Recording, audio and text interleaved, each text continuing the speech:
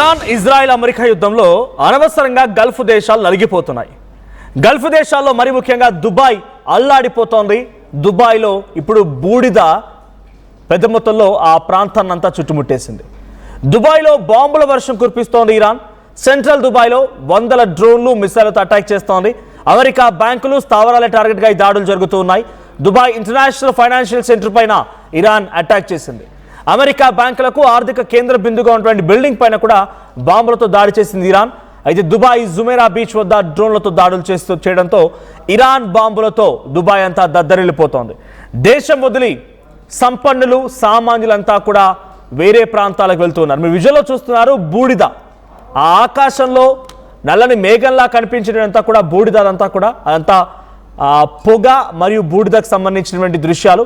మీరు Dubai Jumeirah beach సంబంధించినటువంటి bomb సంఘటన గురించి గూగుల్లో సెర్చ్ చేసినా కూడా ఇవే విజువల్స్ వస్తాయి.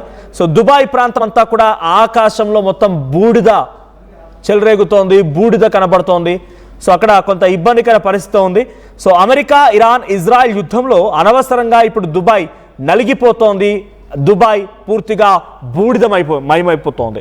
హెవెన్ నగరంగా ఉన్నటువంటి దుబాయ్ కాస్త ఇప్పుడు ఈ యుద్ధం కారణంగా అమెరికా స్థావరాలపైన, అమెరికా రన్ చేసే బ్యాంకులపైన, అమెరికాకు సంబంధించిన ఆర్థిక బిల్డింగ్లపైన బాంబుల మోత మోగిస్తోంది ఇరాన్.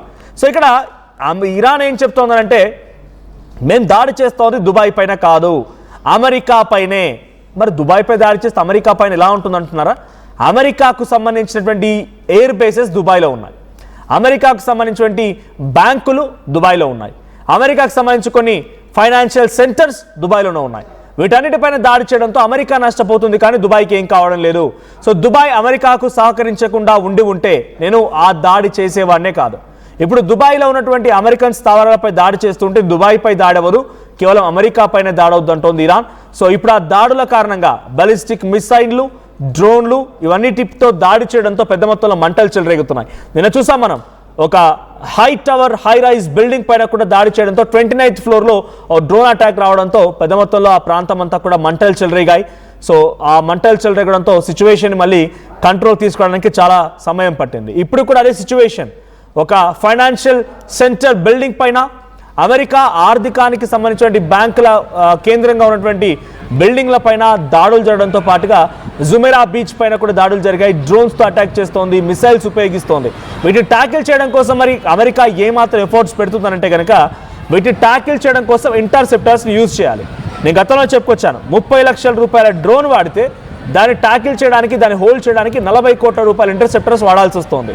దీంతో డ్యూ టు ల్యాక్ ఆఫ్ ఇంటర్సెప్టార్స్ కూడా సుమారుగా 1000 వరకే మిగిలి ఉన్నాయి. ఇది 2 రోజుల క్రితం ముచ్చట నేను చెప్పేది, కానీ ఇప్పటికీ అవి పూర్తిగా అయిపోయి ఉంటాయి. సో ఇంటర్సెప్టార్స్తో వాటిని ట్యాకిల్ చేయడం అంటే కొంత ఆర్థికంగా కూడుకున్న అంశం కాబట్టి డ్రోన్లు ఎక్స్పెక్ట్ చేస్తుంది. ఆ డ్రోన్లు కూడా ఇంటర్సెప్టర్లుగా మాదిరిగా మారిపోయి ఆ డ్రోన్లతో దాడి చేయొచ్చు. సో డ్రోన్లు ఉన్నవి ఉక్రెయిన్ దగ్గర. ఉక్రెయిన్ నుంచి ఆ డ్రోన్ల సహాయాన్ని కోరింది అమెరికా ఆ సహాయం తీసుకొని దుబాయ్కి ఇస్తే, దుబాయ్లో ఉన్నటువంటి అమెరికన్ సైనిక స్థావరాల్ని కాపాడుకోవడం కోసం దుబాయ్ వాటిని ఇంటర్సెప్టర్స్ని ఉపయోగించే అవకాశం ఉంది. కానీ ఇక్కడ జరుగుతుంది ఏంటంటే, కంప్లీట్గా ఎప్పుడైతే దుబాయ్కు ఉన్నటువంటి అమెరికా రాడార్ సిస్టమ్ ఫెయిల్ అయిపోయిందో, పాట్రాయిడ్ PAC-3 ఇది రాడార్ సిస్టమ్. సో ఇవి మీడియం రేంజ్ 50 నుంచి 50 కిలోమీటర్ వరకు, 10 నుంచి 50 కిలోమీటర్ దూరం ఉన్నటువంటి ఆ డ్రోన్ని డైరెక్ట్గా గాల్లోనే పేల్చి హతమార్చగల సత్తా ఉన్నటువంటి ఒక డిఫెన్స్ సిస్టమ్ ఇంటర్సెప్టార్స్. ఇది ఇంకొకటి థాడ్ అని ఉంటుంది. సో ఆ థాడ్ ఇంటర్సెప్టర్ వచ్చేసి 150 కిలోమీటర్ వరకు, 100 నుంచి 150 కిలోమీటర్ దూరంలో ఉండగానే ఆ డ్రోన్ని పేల్చేయగల సత్తా ఉన్నటువంటి రాడార్ సిస్టంలో ఒక ఇంటర్సెప్టార్. ఈ 2 ఇంటర్సెప్టార్లు కూడా ఇప్పుడు హోల్డ్ ఆన్లో ఉన్నాయి. ఒకటి ఇంటర్సెప్టర్ అనుకున్న స్థాయిలో డెఫిషియన్సీ ఉండడం, సో సరిగా సరిపోకపోవడం, తర్వాత రాడార్ సిస్టమ్ బ్రేక్ అవ్వడం. ఇరాన్ ఏం చేసిందంటే అమెరికా రాడార్ సిస్టమ్ని బ్రేక్ చేసింది. దీంతో ఎటువైపు నుంచి మిసైల్ వస్తుంది, ఎటువైపు నుంచి డ్రోన్ వస్తుంది అని కూడా పసిగట్టడానికి అమెరికాకి కష్టంగా మారింది. అమెరికా ఇన్ ద సెన్స్ దుబాయ్కి కష్టంగా మారింది. దుబాయ్ ఇచ్చినటువంటి రాడార్ సిస్టమ్ ఇప్పుడు అమెరికా వాడుతోంది. అమెరికా ఇచ్చిన రాడార్ సిస్టమ్ ఇప్పుడు దుబాయ్ భూభాగం నుంచి వినియోగిస్తోంది అమెరికా. సో ఆ రాడార్ సిస్టమ్ ఫెయిల్ అవ్వడంతో, రాడార్ సిస్టమ్ పనిచేయకపోవడంతో ఇప్పుడు డైరెక్ట్గా మిసైల్ కానీ డ్రోన్లు కానీ డైరెక్ట్గా దుబాయ్కి వచ్చి దుబాయ్ బిల్డింగ్స్ని, దుబాయ్కి సంబంధించినటువంటి ప్రముఖమైనటువంటి ప్రాంతాలని, దుబాయ్ ఉన్నటువంటి అమెరికన్ సైనిక స్థావరాలని, దుబాయ్లో ఉన్నటువంటి ఇంటర్నేషనల్ ఎయిర్పోర్ట్ని సైతం ఢీకొట్టగలుగుతున్నాయి. సో దీంతో వరుస దాడులతో దుబాయ్ అల్లాడిపోతోంది, వణికిపోతోంది. దుబాయ్లో గగనతలం మొత్తం కూడా బూడిదతో నిండిపోయింది, మేఘాల్లాగా బూడిదంతా మారిపోయింది. సో ఇప్పుడు ఆ బూడిదంతా కూడా మరి దుబాయ్ నగరాన్ని, హెవెన్ నగరంతో ఉన్నటువంటి ఆ నగరాన్ని ఒక భయంకరమైన నగరంగా చూస్తూ ఉన్నారు. అక్కడి ప్రజలంతా కూడా ఒక్కొక్కరిగా అక్కడి నుంచి వేరే ప్రాంతాలకు తరలి వెళ్తూ ఉన్నారు. ఇప్పటికే కేవలం భారతీయులు మాత్రమే 60,000 పైచిలకు భారతీయులు తిరిగి దుబాయ్ నుంచి వచ్చేసారు. దుబాయ్లో భారతీయుల సంఖ్య 15 లక్షలుగా ఉందని చెప్పి తెలుస్తోంది. సో 60,000 పైచిలకు మంది ఆల్రెడీ రిటర్న్ అయిపోయారు, తిరిగి మళ్ళీ భారత్లో అడుగుపెట్టారు. సో ఇంకా ఇలాగా కనుక యుద్ధం కంటిన్యూ అయితే ఇంకా దుబాయ్ మరింతగా క్షీణించిపోయే అవకాశం ఉంది. ఒక హెవెన్ నగరం కాస్త ఫైనాన్షియల్గా స్టేబుల్గా ఉన్న నగరం కాస్త పూర్తిగా అల్లాడిపోయే అవకాశం ఉంది. సో ఇప్పుడు మనం చూస్తోంది జుమేరా బీచ్ సంబంధించినటువంటి విజువల్స్ కూడా కనబడుతున్నాయి మీకు. సో జుమేరా బీచ్ దగ్గర కూడా ఒక దాడి జరిగింది, డ్రోన్ అటాక్ జరగడంతో అక్కడ కూడా పెద్ద మొత్తంలో ఆస్తి నష్టం వాటింది. ఒక హైటెన్షన్ వాతావరణం నెలకొంది. మిసైల్స్, ఇంటర్సెప్టార్స్ ఇవేమి కూడా పనిచేయడం లేదు వాటిని ట్యాకిల్ చేయడం కోసం. చిన్నవే డ్రోన్లతోనే దుబాయ్ నగరాన్ని మొత్తాన్ని అల్లాడిస్తోంది ఇరాన్. సో ఒకవేళ ట్రంప్ కనుక ఈ రకంగా దుబాయ్ను ఉపయోగించకుండా డైరెక్ట్గా ఇజ్రాయెల్తో కలిసిపోయి ఇజ్రాయెల్ నుంచి మాత్రమే అటాక్ చేయాల్సి వస్తే బహుశా ఈ స్థాయిలో దుబాయ్ కానీ గల్ఫ్ కంట్రీస్ అయినటువంటి ఖతార్, కువైట్, యుఏఈ ఇవేవి కూడా ఆ గల్ఫ్ కంట్రీస్ కూడా ఇబ్బంది పడేవి కావేమో. సో యాజ్ ఆఫ్ నౌ ఇప్పటికైతే దుబాయ్ నగరం మొత్తం అల్లాడిపోతోంది. ఆకాశం మొత్తం కూడా ఎలాగైతే మేఘాలు ఉండిపోతాయి ఆ రకంగా బూడిదతో కూడినటువంటి మేఘాలు నిలిచిపోయాయి. సో వాటితో అక్కడ పొల్యూషన్ కూడా హై రైజ్ అమౌంట్లో పొల్యూషన్ కనిపిస్తోంది. ఈ పొల్యూషన్తో అట్ ది సేమ్ టైం వరుసగా అటాక్స్తో కొంతమంది ఇప్పటికే దుబాయ్లో కూడా గాయాలైపోయి ఆసుపత్రిలో చికిత్స పొందుతున్న వారు, ఫైనాన్షియల్గా లాస్ అయిన వారు, బిల్డింగ్స్ కుప్పకూలిపోయిన సంఘటనలు కూడా ఉన్నాయి. ఇవన్నీ జరుగుతూ ఉన్న తరుణంలో దుబాయ్ నగరం నుంచి చాలామంది వెళ్ళిపోవడం చూస్తూ ఉన్నాం. సో దుబాయ్ నగరం ఈ స్థాయిలో నష్టపోతుంది, ఈ స్థాయిలో అనవసరంగా తనకి తెలియనటువంటి ఒక యుద్ధంలో ఇరుక్కొని ఇంత ఇబ్బంది పడాల్సి వస్తుందని బహుశా ఎవరు కూడా ఊహించి ఉండరు. సో దుబాయ్ నగరం ఒకప్పుడు వెరీ నియర్ ఫ్రమ్ ఇండియా. ఉదాహరణకి హైదరాబాద్ నుంచి ఒక 4 గంటల విమాన ప్రయాణం చాలా దగ్గరగా ఉంటుంది. అక్కడికి వెళ్ళిపోయి పెట్టుబడులు పెట్టిన వాళ్ళు, అక్కడ ఇన్వెస్ట్మెంట్ చేసిన వాళ్ళు, అక్కడ ట్యాక్స్ ఫ్రీ అనేటువంటి ఆధారితంగా వ్యాపారాలు చేసిన వాళ్ళు, ఉద్యోగరీత్యా వెళ్ళిన వాళ్ళు, కార్మికులుగా వెళ్ళిన వాళ్ళంతా కూడా ఇప్పుడు కొంత ఇబ్బంది పడాల్సి వస్తుంది. ఇప్పటికే దుబాయ్లో ఉన్నటువంటి చాలా ప్రొఫెషనల్స్కి, ఐటీ ప్రొఫెషనల్స్ కానీ లేకపోతే ఇతరత్ర ప్రొఫెషనల్ అన్నిటి కూడా వర్క్ ఫ్రమ్ హోమ్ ప్రకటించడం జరిగింది. వాళ్ళంతా కూడా ఇంటి దగ్గరే ఉండి వర్క్ ఫ్రమ్ హోమ్ చేసుకుంటున్నారు. సో కార్మికుల పరిస్థితి, ఆ సదరు కాంట్రాక్టర్లే పూర్తి బాధ్యత తీసుకుని వారికి తిండి తిప్పలన్నీ కూడా వాళ్ళే ఆలోచిస్తూ ఉన్నారు, వాళ్ళ దగ్గర నుంచే తీసుకుంటూ ఉన్నారు. సో ప్రజెంట్ అక్కడ దుబాయ్లో సిచ్యువేషన్ ఏంటి, మరిన్ని అప్డేట్స్ తెలుసుకునే ప్రయత్నం చేద్దాం. కృష్ణమోహన్ సిద్ధంగా ఫోన్ లైన్లో. కృష్ణమోహన్, అప్డేట్స్ ఏంటి? దుబాయ్ నగరంలో బూడిద మేఘాలు కనబడుతూ ఉన్నాయి. ఇరాన్, ఇజ్రాయెల్, అమెరికా నగరంలో అనవసరంగా మధ్యలో ఉన్నటువంటి దుబాయ్ పూర్తిగా అస్తవ్యస్తంగా మారుతోంది, వణికిపోతోంది, అల్లాడిపోతోంది. ఇంకా ఏం జరగవచ్చు? దుబాయ్లో ఎటువంటి సిచ్యువేషన్ కనబడుతోంది? ఎస్ సార్, డెఫినెట్ గా ఇరాన్, ఇజ్రాయెల్, అమెరికా యుద్ధంలో మధ్యలో దుబాయ్ నలిగిపోతుంది అని చెప్పి చాలా స్పష్టంగా మనకు అర్థమవుతుంది. చూస్తుంటే దుబాయ్ లో బాంబుల వర్షం కురిపిస్తుంది. ఇరాక్ సెంట్రల్ దుబాయ్ లో 100 డ్రోన్లు మిసైల్ తో అటాక్ చేస్తుంది. ఉదయం నుంచి కూడా, నిన్న రాత్రి నుంచి కూడా ఇదే పరిస్థితి మనకు స్పష్టంగా అర్థమవుతోంది. ప్రధానంగా దుబాయ్ లోని అమెరికా బ్యాంకులు, స్థావరాలు టార్గెట్ గా చేసుకుని ఈ దాడులు నిర్వహిస్తున్న పరిస్థితి అయితే చాలా క్లియర్ గా మనం చూస్తున్నాం. అయితే బేసిక్ గా ఇందులో చిన్న ఇష్యూ కూడా ఉంది.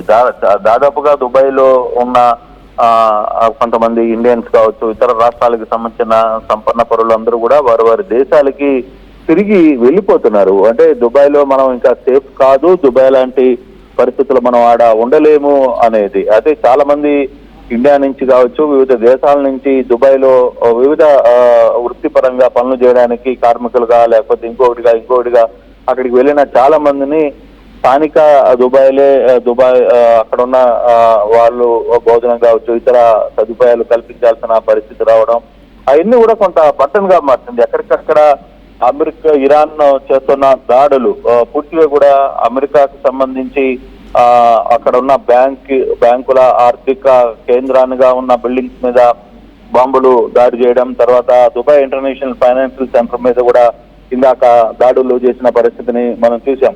అలాగే దుబాయ్ జుమేరా బీచ్ వద్ద కూడా డ్రోన్ దాడులు చేసింది. ఇరాన్ బాంబులతో కంప్లీట్ గా కూడా దుబాయ్ దద్దరెళ్ళిపోతుంది. చాలా మంది సంపన్నులు, సామాన్యులు దుబాయ్ నుంచి ఎప్పుడెప్పుడు వెళ్ళిపోదామా వెనక్కి అని కొందరు చార్టర్డ్ ఫ్లైట్లలో, కొంత ప్రత్యేకమైన వారి సొంత విమానాల్లో కూడా తిరిగి వెనక్కి వచ్చేస్తున్న పరిస్థితులు కూడా మనం చూస్తున్నాం.